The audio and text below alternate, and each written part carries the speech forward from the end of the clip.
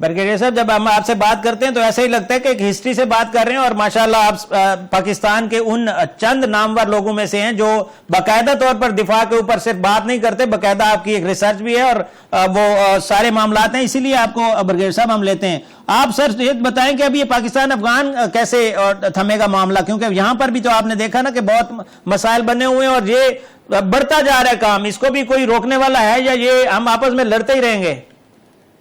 पाकिस्तान की जो जंग अफगानिस्तान की है, ये हमने तो शुरू नहीं की, उनकी दहशतगर्दी की वजह से जंग हुई और इंडिया के साथ मिलने के लिए सेकंड फ्रंट खोलने की वजह से जंग हुई।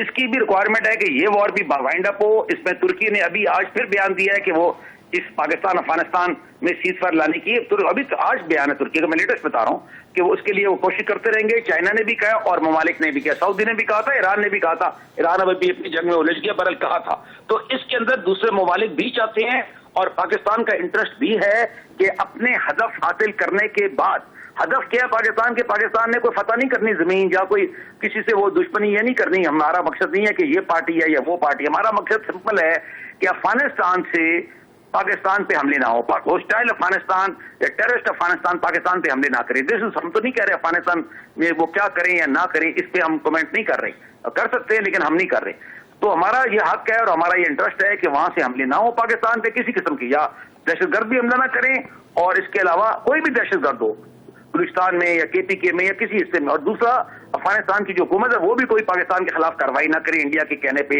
इंडिया के साथ मिलकर, ये हमारा इंटरेस्ट है।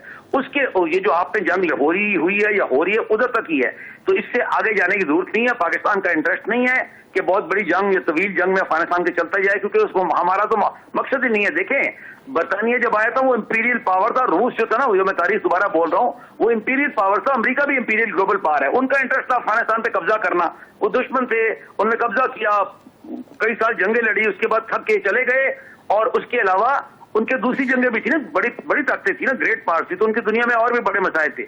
हमने तो यहाँ रहना है ना, हमारा इंटरेस्ट है अफगानिस्तान से लड़ने का। दूसरा, अफगानिस्तान के अवाम की 50 साल से हमने मदद की है, फ्यूचर में भी करेंगे, हमारी वो दुआएं उनके लिए।